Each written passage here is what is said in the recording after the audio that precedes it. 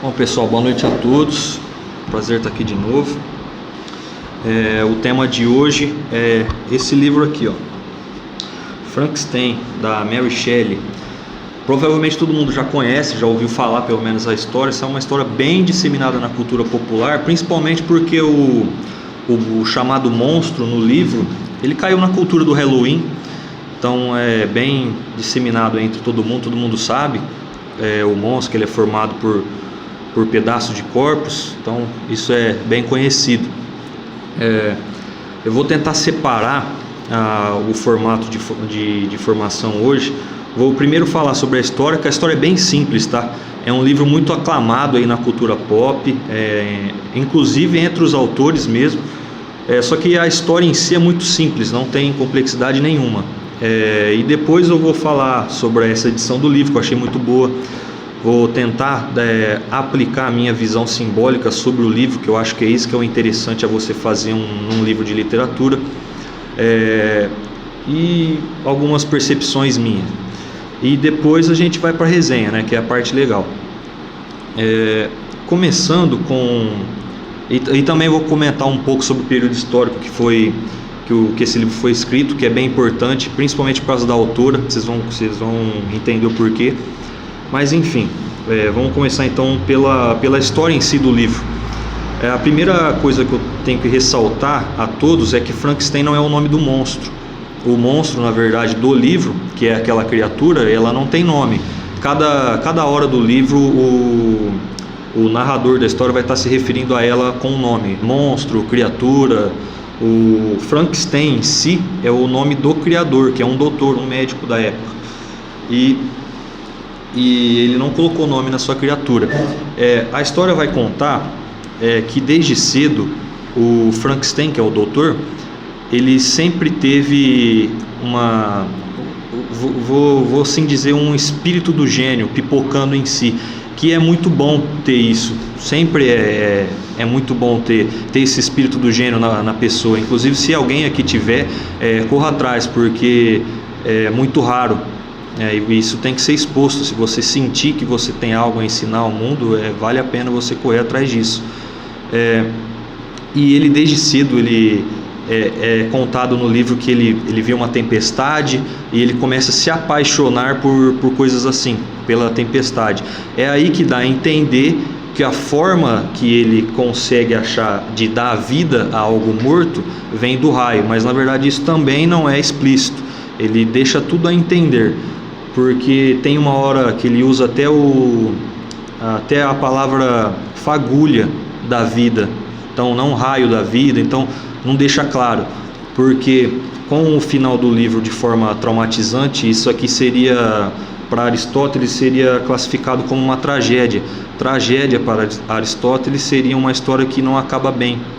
Que comédia, então, para ele, seria qualquer história que tenha um final feliz, ou que acaba bem. Para ele seria uma comédia. Essa, como não tem um final tão bom, dependendo do ponto de vista, então seria mais uma tragédia no ponto de vista aristotélico. E bom, o Frankenstein em si, desde cedo ele tem esse chamado, ele quer mudar o mundo. Ele vai deixar bem claro isso no livro inteiro, no começo do livro, que ele é dividido em 3 volumes. O livro em si é dividido em 3 volumes. No primeiro volume do livro ele vai deixar bem claro que ele sente esse pipocar do gênio em si. Ele vai correr atrás disso, nem que ele tenha que perder tudo na vida dele, que é o que vai acabar acontecendo. E aqui, gente, eu não estou me preocupando com spoiler, tá? Que é um livro do século XIX, então não estou preocupado aqui em dar spoiler do final do livro para vocês. Eu vou contar tudo que está no livro de fato. Se vocês quiserem, tiverem curiosidade depois, vejam o filme é muito bom. Tem série na Netflix sobre a atriz, tem filme, é uma coisa muito disseminada mesmo. Se vocês ficaram ainda aguçados na curiosidade, vocês têm bastante coisa para ver por aí. Enfim, voltando, o Frankenstein, então, com esse pipocar do gênio, ele vai deixar bem claro no primeiro volume do livro que ele vai fazer de tudo para mudar a história do mundo, que ele sente dentro de si que tem a ver com a vida. Ele fala que desde cedo ele tem uma visão deificada da vida. Então é isso que vai trazer ele uma marca na história, na visão dele, seria algo assim. E ele começa a fazer isso desde cedo. Desde cedo ele se dedica aos estudos, ele vai para a universidade. Lá ele tem contato com muitas mentes geniais da época, ali que circundam ele também. Isso vai ajudar no engrandecimento intelectual dele muito. E com o tempo, ele fala que com o tempo, com o engrandecimento intelectual dele, ele vai conseguir deixar a filosofia, o que ele coloca como filosofia natural, para trás. Depois, na hora que eu entrar no contexto histórico desse livro, vocês vão entender o porquê do uso dessas expressões, porque ela vem principalmente depois da Revolução Francesa. Então vocês conseguem entender o porquê dessas expressões: deixar a filosofia para trás, deixar a filosofia natural para trás, ter controle da vida. O personagem principal do livro, que é o Frankenstein em si, é um doutor, é um médico, ou seja, é uma ciência. Então tudo vai vir puxado para esse lado, principalmente por causa desse contexto histórico. E o Dr. Frankenstein, quando ele percebe que ele consegue deixar essa filosofia natural para trás, ele vai a dar início ao seu projeto de fato. Ele larga tudo para trás, inclusive os estudos. A única coisa que ele consegue fazer da vida em determinado momento, quando ele toma a vida dele dá uma reviravolta em si, ele deixa tudo para trás, inclusive a família, laços de amizades nas universidades, com professores em si, ele deixa tudo para trás, e a única coisa que ele faz é ficar no laboratório pesquisando e aperfeiçoando o seu projeto de monstro, o seu projeto de vida. E os únicos horários em si que ele saía do laboratório seriam para pegar os corpos que ele iria usar no seu projeto. E ele estudou tanto, ele fala que uma das principais ciências que chama a atenção dele e que ele fala que vai ajudar, né, no projeto dele, é a ciência da anatomia humana. Ele estuda isso a exaustão, a ponto de nominar todo o corpo humano e todas as suas circunstâncias e pormenores do corpo humano. Enfim, ele consegue, ele vai para o cemitério, não é para exatamente cemitérios, né, para catacumbas de igrejas principalmente. Ele vai ali pegar pedaços de corpos que ele, com seu conhecimento de anatomia, consegue definir se aqueles pedaços de corpos vão servir para ele, se são bons ou não. Ele até chega a dar um detalhe, ele fala que o que iria dificultar o projeto dele seria usar um tronco humano pequeno. Isso iria dificultar muito, pelo trabalho que ele teria com as artérias, nervos, veias, e enfim. Então ele principalmente ele vai procurar bastante um tronco de um homem grande, de um homem muito forte. Então por isso que o monstro, sempre que for retratado na cultura pop, em filme, em imagens, fotos, pinturas, ele sempre vai ser um monstro muito grande, muito alto. Então esse é um motivo, principalmente pela anatomia. Enfim, ele consegue finalizar o seu projeto. Aí é onde não deixa claro que se ele usa um raio, se ele usa uma fagulha, algo assim, do fogo, né, que até essa imagem do fogo é algo interessante, porque ele tinha dito que deixou, né, a filosofia natural para trás, essa figura do fogo. Aplicando uma visão simbólica acima dela, você consegue perceber que tem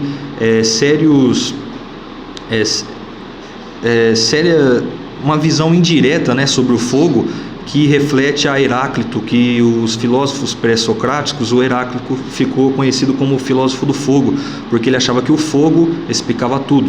Aqui vale fazer um parênteses, que na filosofia pré-socrática, vários filósofos, né, tentavam dar explicações para a existência do mundo e da vida, coisas realmente naturais. Por exemplo, vai ter o filósofo que explicava o mundo através da água, do ar, do fogo, e por aí vai. Parece desenho mesmo de televisão, mas é isso.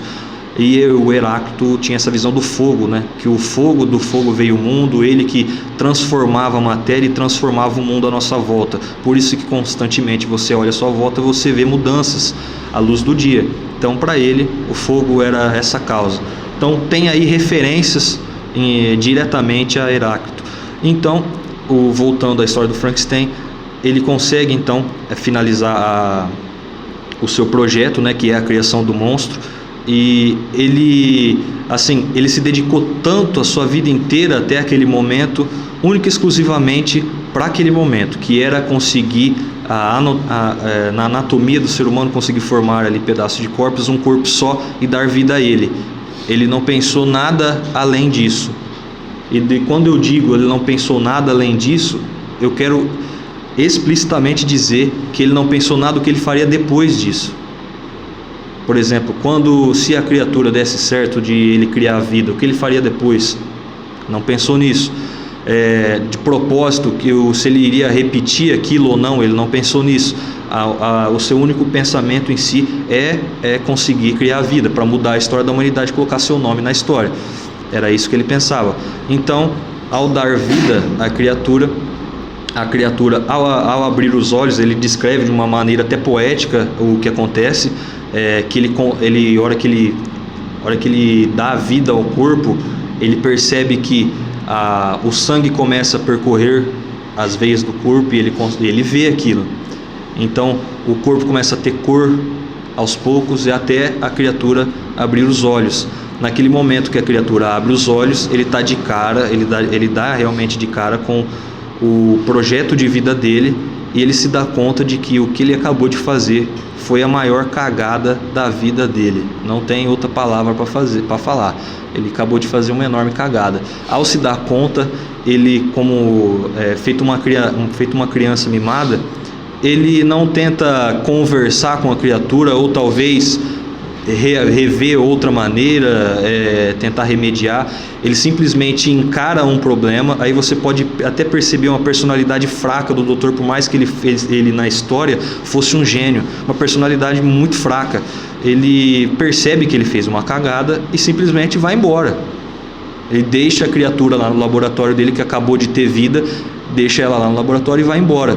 Que aí ele se dá conta de que, fazendo um erro, que ele jogou a vida fora por um erro, que ele vê que aquilo foi errado, ele percebe, ele se lembra de que existem famílias, que a família dele está à espera dele, que não tem contato com ele há anos, que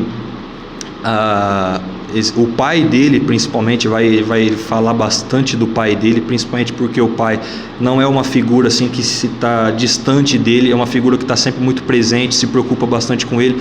Então, principalmente o pai, ele vai decepcionar bastante. E no que acontece isso, dele criar o monstro, dar vida a ele, virar as costas e ir embora, o monstro se dá conta ao acordar, né? Porque quando ele acorda, ele é um ser humano ideal, vamos supor. Essa era a ideia do livro, formar um ser humano ideal, da qual o seu raciocínio era estupendo, sua ética seria estupenda também, sua força, a sua velocidade, tudo em si seria um homem perfeito. Tudo isso também influenciado principalmente pela Revolução Francesa, aquele cientificismo que vai influenciar a época, a França na época. Então a criatura, ela vê o doutor deixando ela para trás, lá as mingos, sem saber de nada. Imaginem, né? Ela acabou de acordar no laboratório, ela acabou de descer o sopro da vida nela, ela acorda e seu criador, porque a gente tem que pensar no peso dessa palavra, né? A gente, como somos católicos, nós sabemos o peso dessa palavra, porque nós imaginamos Deus, mas Deus, para aquela criatura em si, não existia. O Deus para ela, o Criador para ela, era Frankenstein, era o doutor, o médico. Então, você imagina o peso que acontece na mente daquela criatura ao ver seu Criador virando as costas e indo embora, deixando ela para trás, porque ele percebe que foi um erro ter criado ela, então ele vai embora. Aí é onde a criatura, ela é tomada assim por um sentimento de dor e revolta e vingança também.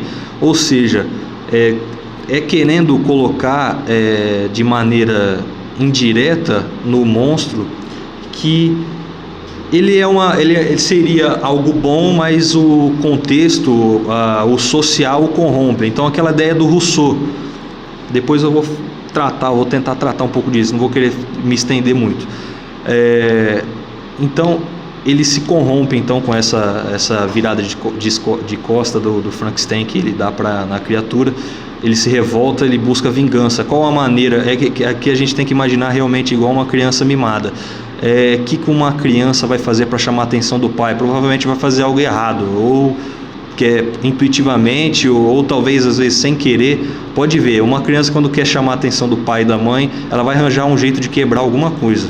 Não deixa copo em cima da mesa, viu, gente? Porque ela vai arranjar um jeito de quebrar esse copo, que ele vai chamar a atenção do pai. Então, a maneira que a criatura acha de chamar a atenção do pai, de chamar a atenção do Criador, de chamar a atenção do Criador para ela, é afetando aquilo que ele mais ama, daquele momento em diante. Porque o Frankenstein deixou o monstro para trás para ir de encontro à sua família, que ele tinha abandonado há muito tempo. Ele não respondia as cartas, não mantinha contato nenhum. Então,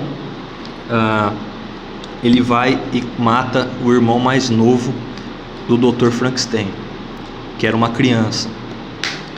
E aí são dois personagens que assim, essa parte é interessante. É um livro fácil de ler, recomendo.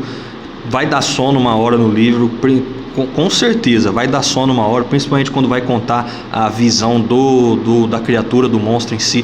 Mas essa parte dos dois, do criador e da criatura, é muito interessante essa coisa. Por mais que eles sejam mimados, você percebe ali, cara, você consegue talvez resolver ou buscar um meio termo facilmente, mas os dois em si não conseguem. Eu acho que vai um pouco de vaidade, de orgulho e até um sentimento empírico, né, que está interno na gente e a gente tenta reprimir ou controlar de alguma maneira. Que se você busca uma maturidade intelectual ou sentimental, você busca controlar os seus sentimentos que você é provido. Por exemplo, nenhum ser humano é desprovido de amor, nem o ser humano é desprovido de raiva, nem o ser humano é desprovido de ciúme.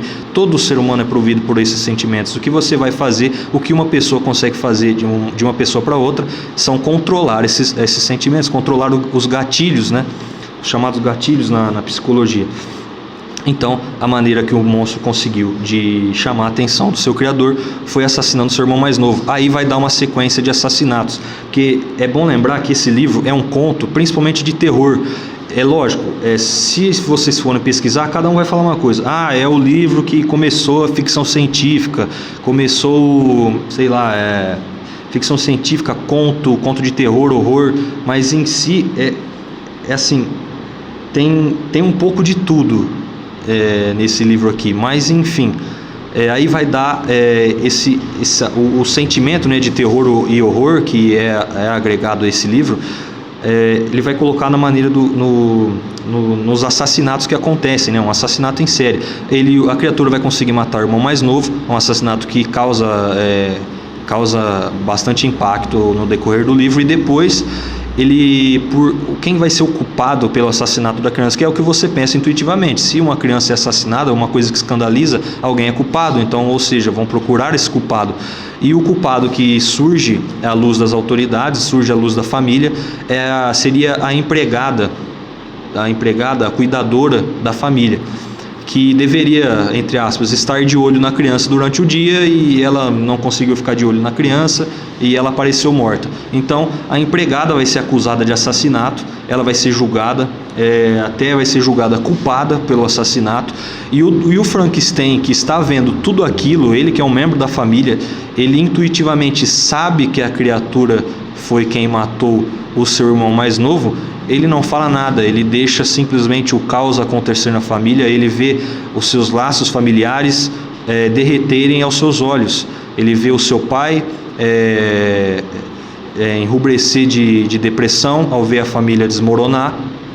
E principalmente, o que mais me causou escândalo, ele vê a empregada, que é uma pessoa totalmente inocente, ser culpada pelo assassinato do seu irmão mais novo, que na verdade, se fosse ver um culpado de maneira culposa, seria o próprio Frankenstein. Então, depois de tudo isso acontecer, o Frankenstein acorda para a vida. Quer dizer, depois disso não, ainda vai ter mais um assassinato que escandaliza também, que é o assassinato da sua noiva. Ele vai se casar com uma mulher, e vale lembrar que Não, eu esqueci de um trecho, senão não vai dar para entender direito. Eu vou tentar voltar um pouco. A criatura, ela se isola depois da sua criação. Ela se isola. Ela volta para falar com o Frankenstein para pedir uma companheira, porque ele vê que ele não consegue se encaixar na sociedade. Ele tem um aprendizado muito aguçado, muito avançado. Ele, por simplesmente ver as pessoas conversando perto dele, ele consegue aprender a língua, consegue ter uma retórica muito avançada. Então, de novo, aquela coisa do ser humano avançado, o ser humano perfeito. Então, depois desse isolamento que ele vai ter, às escondidas, na sociedade, ele percebe que ele não consegue se adaptar à sociedade. As pessoas têm horror à sua aparência, mesmo que ele seja uma pessoa muito inteligente, uma retórica invejável, mas ele percebe que ele não cabe na sociedade, e ele sente um vazio dentro de si, de que ele precisa de uma companhia, uma pessoa para conversar, uma pessoa para fazer companhia para ele. É onde ele vai tentar selar, fazer um meio acordo com o Frankenstein, dizendo que ele não faria mais nada, depois do assassinato do seu irmão mais novo, ele não faria mais nada se o Frankenstein prometesse que iria dar uma companheira a ele, da mesma forma que ele criou a ele. Uma outra criatura, só que dessa vez do sexo feminino, para ele ter uma companheira. O Frankenstein, ele assim até cai nessa lábia, porque ele estava traumatizado com o assassinato do seu irmão mais novo. Ele até cai nessa lábia, ele começa a dar início a um novo projeto de criar uma nova criatura do sexo feminino, mas antes de finalizar o seu projeto, ele pega e destrói o projeto na frente do monstro. Aquele corpo, então, que seria da mulher, a sua companheira, antes de dar a fagulha da vida a ela, ele vai lá e destrói, porque ele percebe que ele estava caindo no erro novamente e iria causar mais um erro. Aí é onde ele destrói o corpo que seria uma nova criatura. Aí é onde o monstro ele cai em si de que ali não teria um meio termo entre os dois. É onde ele jura vingança e fala assim: eu vou acabar com a sua família, inclusive a sua esposa, me aguarde, pois a sua esposa eu vou assassiná-la, porque você vai sentir a dor que eu senti também. Veja, nenhum momento ele estava do lado do Dr. Frankenstein, em nenhum momento ele pensa em se rebelar contra o Frankenstein em si, ou, por exemplo, com a força que ele teria, que a força dele é descrito como uma força sobre-humana, uma força realmente muito grande. Ele poderia acabar ou matar realmente o Dr. Frankenstein em um passo, se ele quisesse, mas ele não faz. Ele vai optar pela tortura, realmente uma tortura psicológica a ele, matar seus entes queridos e ver eles mortos. Então é isso que ele vai fazendo. É onde acontece dele matar a esposa, a empregada vai ser acusada. Então, assim, vai acontecer várias tragédias que o Frankenstein vê a sua família derreter, onde o pai entra em depressão, a família dele em si, que era uma família assim, de um bom nome, era uma família reconhecida, a família acaba em desgraça. Até que quando ele vê que não sobra nada da família dele, ele se dá conta de que só um entre os dois podem viver. É onde ele vai à caçada, ele vai à vingança do monstro. Então a criatura ela foi para o Polo Norte, norte da Rússia, se não me engano. E o Frankenstein vai atrás dela. Então vocês imaginam o que seria uma viagem ao Polo Norte, extremamente sofrida. Nesse meio do caminho, aqui eu não queria falar o final, mas eu vou falar o final do livro. O Frankenstein, ele encontra um capitão de um navio que estava em uma expedição para o Polo Norte, e percebe que esse homem, que ele acabou de encontrar, esse Frankenstein, ele estava quase morrendo, perseguindo alguém. Então ele para e dá ajuda a ele, alimentos, provimentos e um lugar para descansar. É onde o capitão tem contato com a história daquele doutor, onde ele conta toda a história ao capitão do navio. E é onde eu vou falar que o narrador da história em si não é nem o Frankenstein, nem o monstro. O narrador da história é o capitão do navio. O capitão do navio, ouvindo toda essa história, do Frankenstein e do monstro, que ele vai ter contato com os dois. O capitão desse navio vai contar essa história em cartas para sua prima, que ele fala que na expedição ao Polo Norte, uma expedição extremamente solitária e depressiva, ele precisava de alguém para conversar, além dos homens que ele trabalhava no navio. Então ele vai escrever várias cartas muito longas, e é onde ele vai contar essa história do Dr. Frankenstein e do monstro. Enfim, a caçada do Dr. Frankenstein é um fiasco. Ele não para a sua perseguição. A criatura tem uma resistência muito mais forte que a dele, até que chega um momento em que o Dr. Frankenstein morre na viagem. E ao doutor morrer, né, na história, o capitão do navio vai falar que ele estava escrevendo a carta para a prima, dizendo: olha, aquele doutor que eu estava escrevendo as cartas para você, que tem uma história muito louca, tudo aquela história e tal, ele acabou de morrer, ele não aguentou, porque ele tá tão vidrado na caçada ao monstro que a vingança o consumiu e ele acabou perecendo. Aí nisso, ele escrevendo essas últimas cartas, ele escuta um barulho na sala ao lado, né? Ele vai ver. Aí tinha acabado de entrar no navio o monstro de Frankenstein entrou no navio. Não sei se por intuição ele soube que o seu mestre, o seu criador, tinha morrido, então ele entra no navio, vê que o seu criador estava morto, e aí as duas histórias se encerram, porque a história do criador, que ele se consumiu, ele morreu, e a história então da criatura também foi dada um fim, porque ele percebe que daí em diante nada mais tem sentido sem o seu criador. Então ele até fala, eu vou ler essa parte.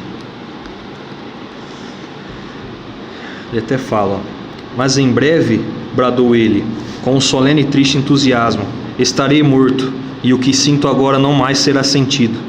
Logo se extinguirá essa atormentada angústia. Hei de galgar triunfante minha pira funerária e exultar na agonia aflitiva de suas chamas. A luz desse fogaréu então não se apagará. Os ventos varrerão minhas cinzas para o mar. Meu espírito descansará em paz. Ou se continuar a pensar, certamente não será mais assim. Adeus. Então assim se dá o fim da criatura, o monstro de Frankenstein.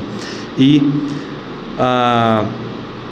a visão simbólica que eu vou tentar aplicar a essa história, acho que vale fazer um parênteses aqui, qual a diferença, né, de uma visão simbólica e uma outra espécie de visão que você pode aplicar a um livro de literatura em si, principalmente nas definições do professor José Munir Nasser. Se vocês tiverem curiosidade, procurem, é muito bom. Ele tinha um programa chamado Expedições pelo Mundo da Cultura, é muito bom. Ele morreu novo, então, né, mas o que restou do seu trabalho foi muito interessante. Ele definia a visão simbólica em si. Isso vai até corroborar com o Mortimer Adler, se alguém quiser. Eu já tinha até mencionado, feito uma formação sobre o livro Como Ler Livros, que é do Mortimer Adler. Assim, os dois estão em conjuntos. Ele fala que num livro de literatura você principalmente deve aplicar a visão simbólica, ou seja, atrelar ao que você está lendo, os personagens, a visão, os sentimentos que os personagens estão sentindo, a algo que transcende a alma do próprio ser humano. Que isso é uma riqueza, né? É belo em si. Por exemplo, o que seria uma visão simbólica, então, aplicada a esse livro? Você facilmente pode entender que o Frankenstein em si seria um homem da ciência tentando controlar algo que é divino. Ou seja, essa visão simbólica puxa para algo que nos transcende. Transcendência, aqui no termo, eu estou usando o termo do Eric Fuglin. Ele diz que transcendência é tudo aquilo. Eu vou citar o exemplo. Ele fala que a transcendência começa com Moisés, por exemplo.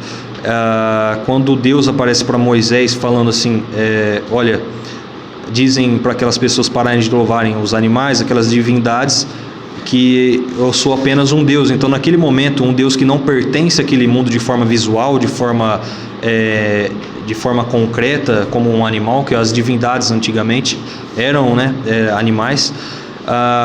Nesse momento nasce a transcendência humana, ou seja, algo que transcende o ser humano, algo que vai além do próprio universo, daquele mundo que a gente consegue enxergar.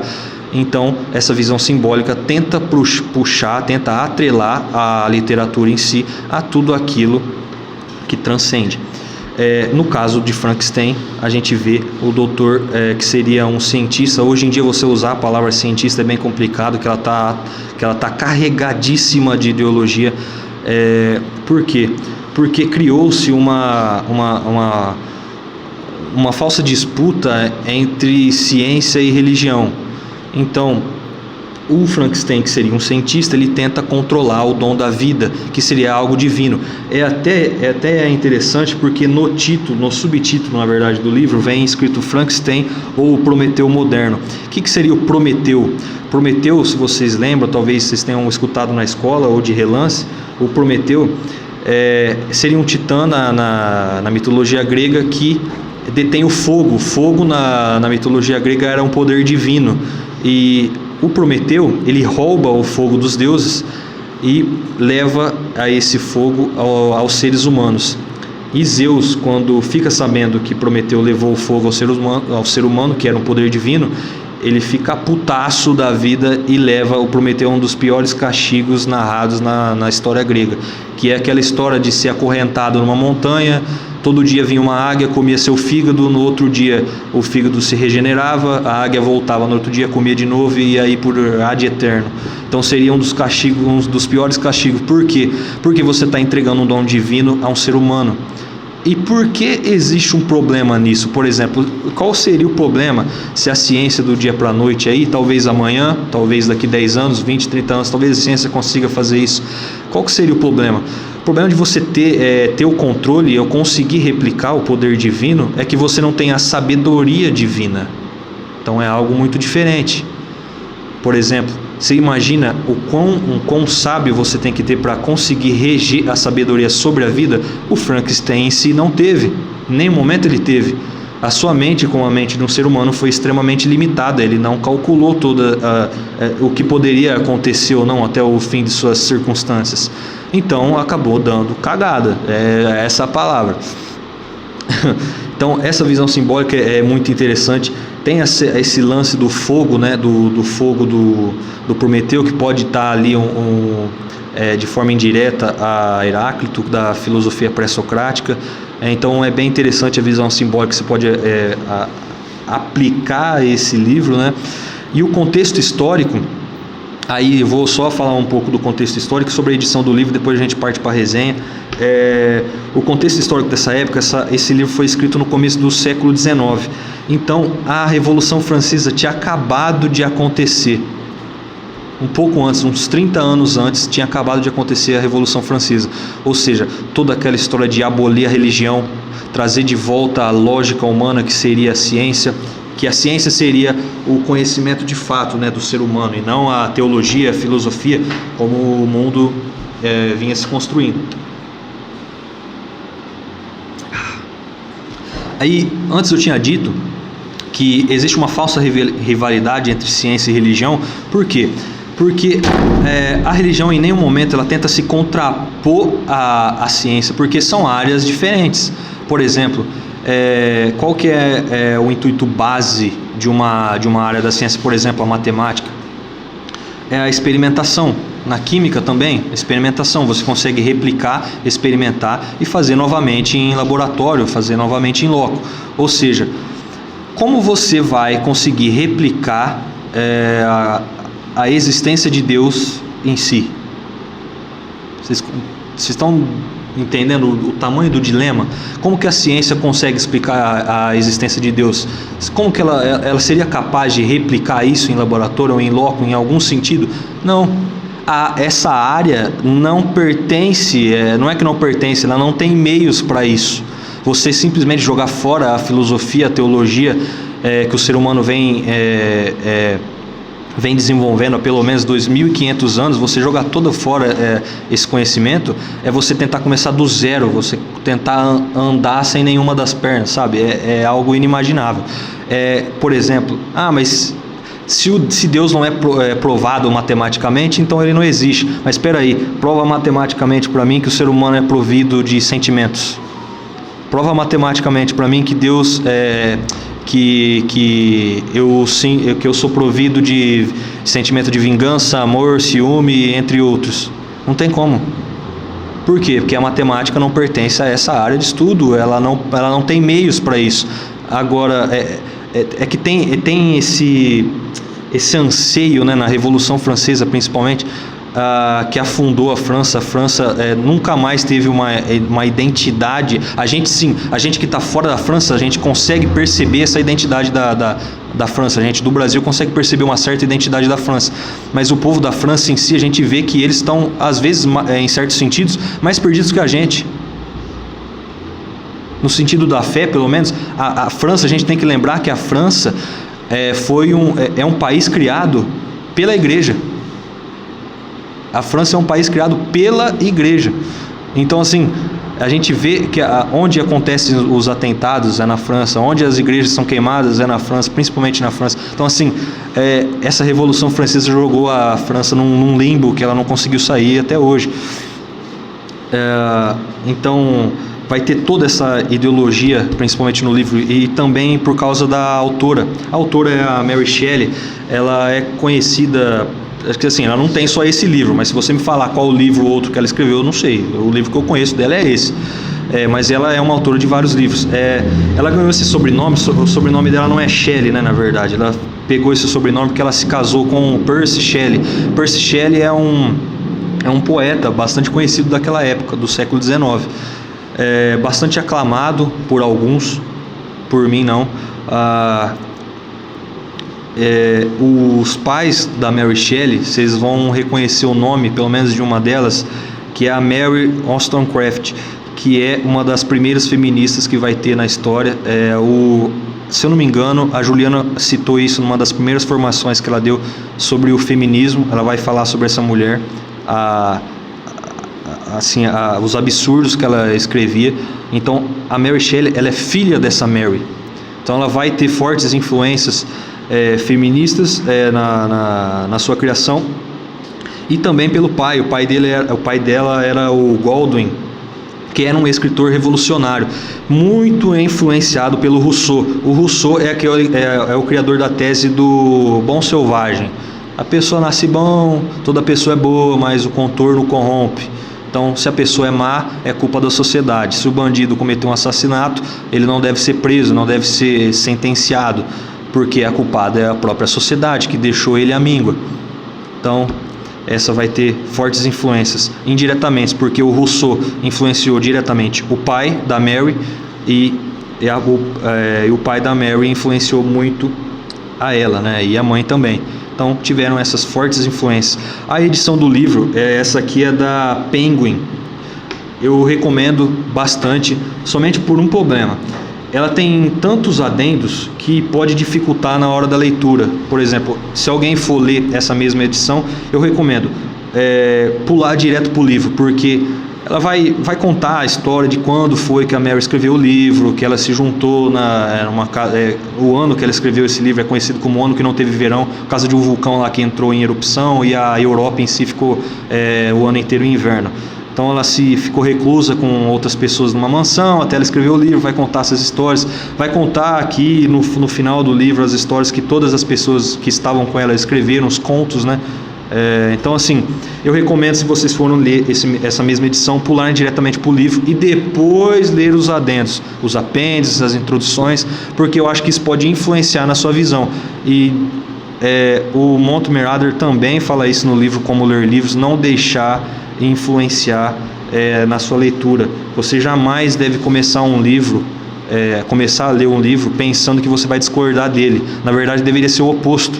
Você deve colocar em sua mente que você, ao ler o livro, vá concordar, e depois de finalizada a leitura, você deve pensar em que aspectos você não concorda com o livro. Então, para você conseguir absorver de fato toda essa história que você está lendo, você deve ter isso em mente.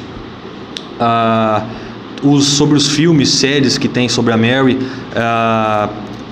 um ou outro vai colocar ela como vítima, ou o marido dela como vítima, porque o marido dela, que é o Percy, o poeta lá, ele é assim, ó, todo mundo fala que ele é um belo de um poeta, mas tudo indica que ele seja também um belo de um filho da puta, porque ele maltratava ela, mas assim, se vocês foram atrás dessa história, tenham em mente, nenhum nessa história é santo, porque a Mary era adepta do relacionamento livre, do casamento livre. Então assim, ó, naquela turma de intelectuais que estavam se formando na época, ali vai ter um grupo de umas 5, 6 pessoas, entre ela a Mary, a própria Mary, o Percy, vai ter um outro também literato ali bem famoso da época que vão ser amigo deles, dessa turma aí.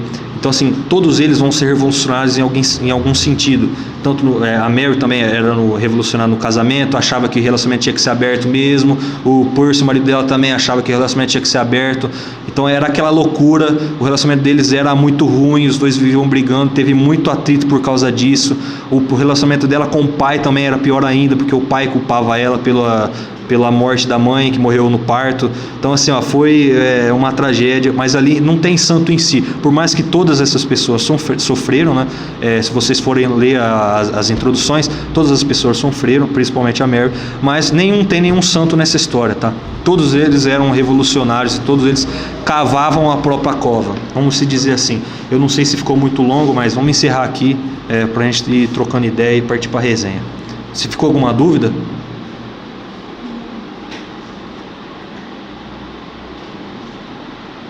beleza, pode ser.